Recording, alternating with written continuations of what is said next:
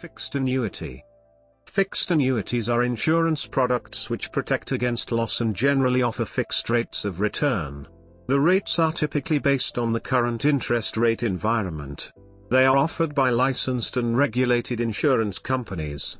State insurance/insolvency funds guarantees vary from state to state, and may not cover 100% of the annuity value. For example, in California the fund will cover 80% not to exceed $250,000. Types. There are two types of fixed annuities, traditional fixed and indexed annuities. A third type of annuity, called a variable annuity, is not discussed here since it is not a type of fixed product. Fixed annuities are regulated by state insurance departments and sold through insurance agents, banks, or registered representatives. Section 989J of the Act, also known as the Harkin Amendment, is targeted at removing equity-indexed annuities from SEC jurisdiction. This provision will require the SEC to treat certain state-regulated annuities as exempt securities under the Securities Act of 1933, and therefore not subject to SEC registration requirements. Fixed annuities pursuant to state insurance law must provide a minimum rate of interest as provided in the annuity policy. How the actual rate of interest is credited on the policy differentiates traditional fixed annuities from indexed annuities. Traditional fixed annuities pay interest on the premium contributed at a rate declared by the insurer in advance. Some traditional fixed annuities offer multiple years guaranteed at the same rate, while others will leave the insurance company with the ability to adjust the rate annually. This rate can never be less than the minimum guaranteed rate stated in the policy.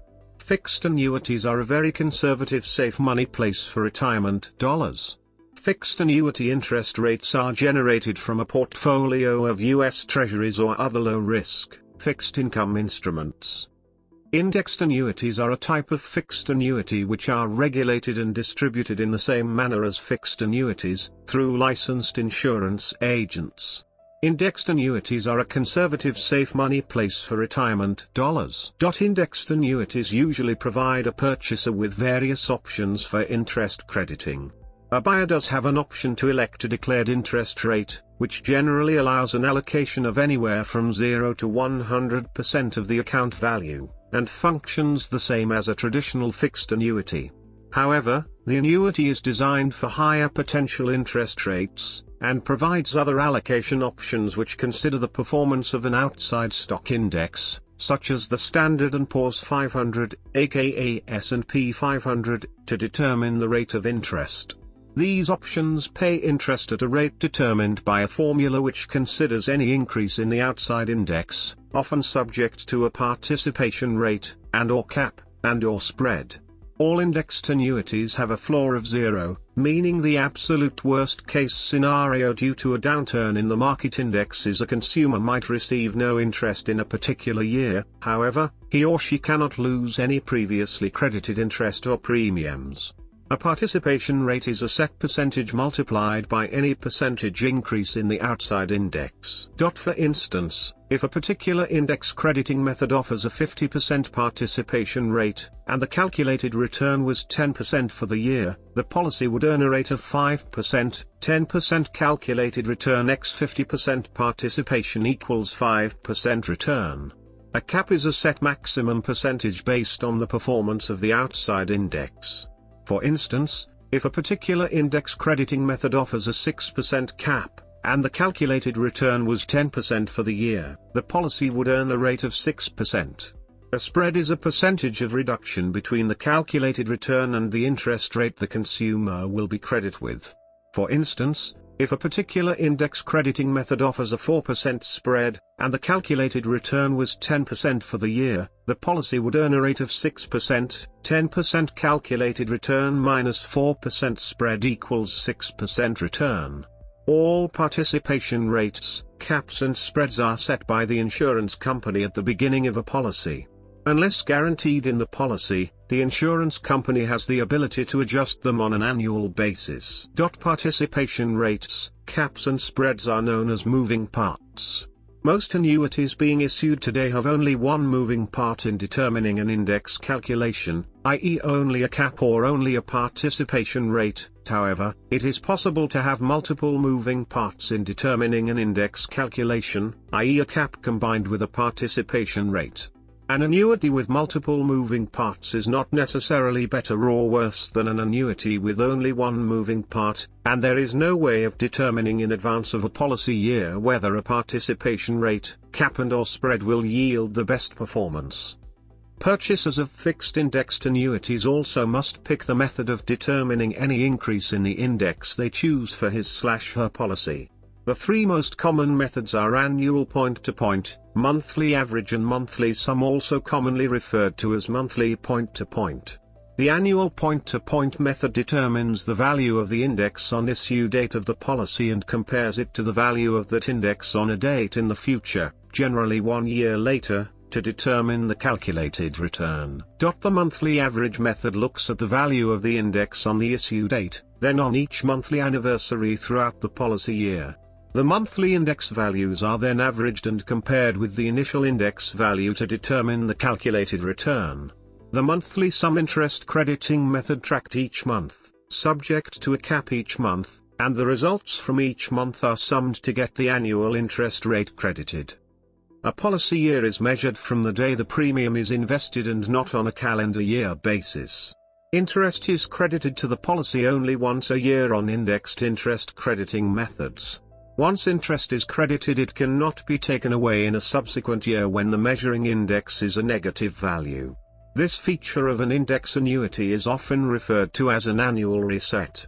The annual reset provides a second benefit aside from safeguarding the principal and subsequent interest gains. It also prevents the policy from having to recover from any sort of loss to the outside stock index in the previous policy year. For instance, if the S&P 500 index were to drop 40% during a policy year, the annuity would be credited with no interest for that policy year. However, if the S&P 500 had a calculated return of 10% the following year using an annual point-to-point calculation with a 6% cap, the annuity would earn 6% on top of where it had left off the policy year prior.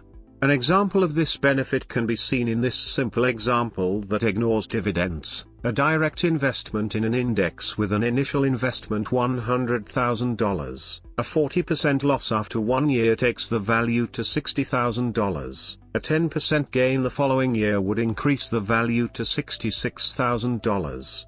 The same investment being tracked in the index annuity with an initial investment of $100,000. A 40% loss after 1 year is replaced with a zero and the account balance is still $100,000. The subsequent 10% gain the following year is reduced to 6% due to the cap, which would be a $6,000 gain, so the $100,000 investment would be worth $106,000.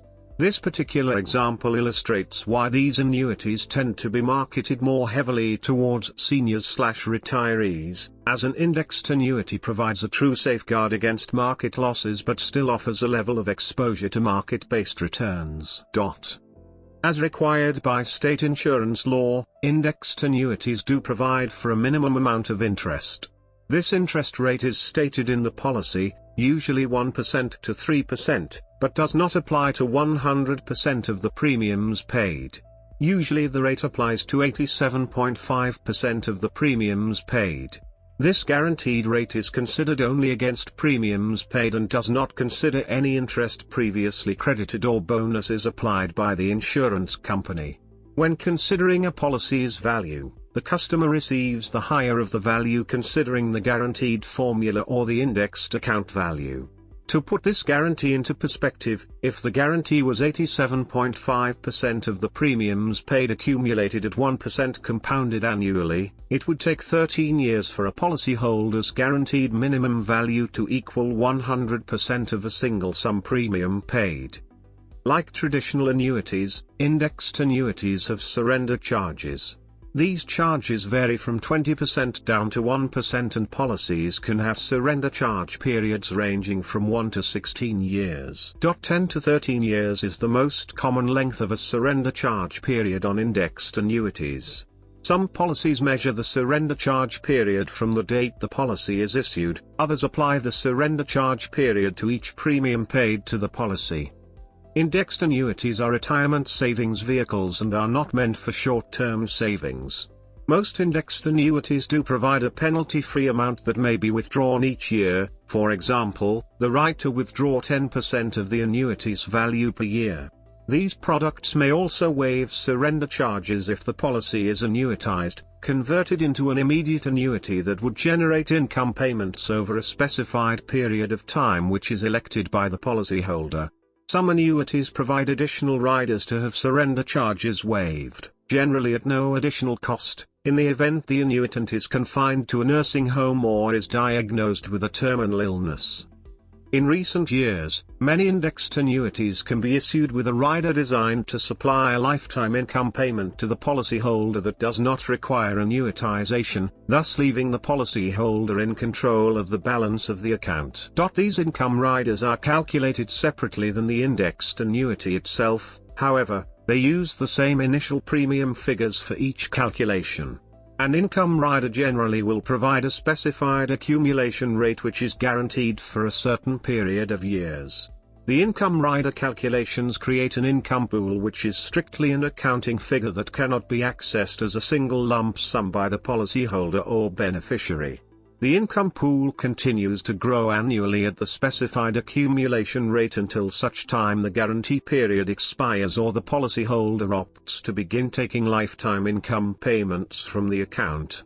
Once lifetime income payments begin, the income pool stops accumulating, and the value of the income pool is used to determine the amount of income that will be paid out annually. It can usually be paid monthly, quarterly or semi-annually as well. The amount of income produced by the income rider will depend on several factors, primarily the age of the policyholder at the time they opt for income, the specified accumulation rate and the length of time the income pool has been given to accumulate. Each time an income payment is paid to the policyholder, the indexed annuity account value is decreased by that same amount. Income riders that provide lifetime income are generally used as a means of allowing a policyholder to supplement their income, especially in retirement, without the possibility of outliving their money, because even if the indexed annuity's account value falls to zero, the income payment from the income rider will continue until the death of the policyholder. If the policyholder dies and funds remain in the indexed annuity account value, those funds would be paid to the beneficiary, i.e.s.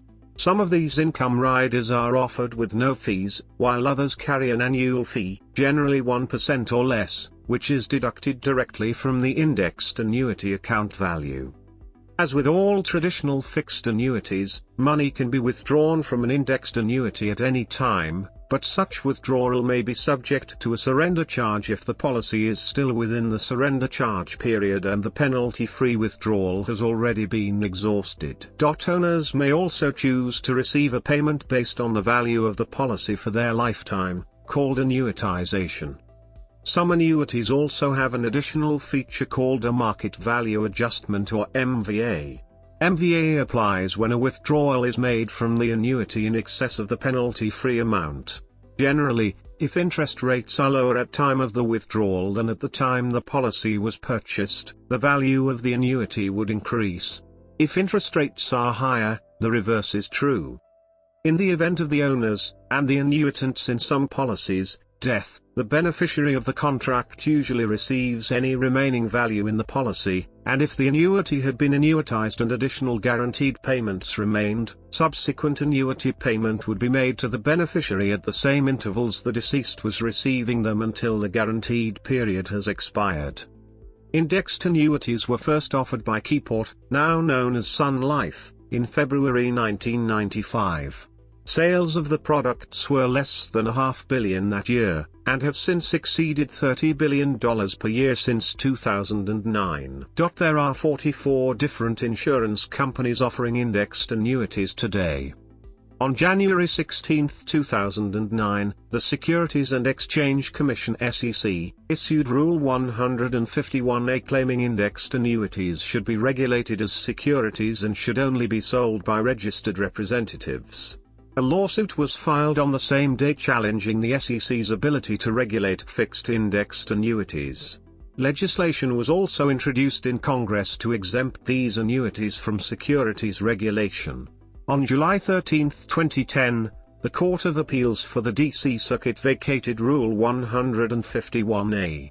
On July 21, 2010, President Obama signed H.R. 4173, Dodd-Frank Wall Street Reform and Consumer Protection Act, which contained a last-minute amendment by Senator Harkin Amendment, which exempted fixed-index annuities from regulation by the SEC and left these products to be regulated by the state insurance departments.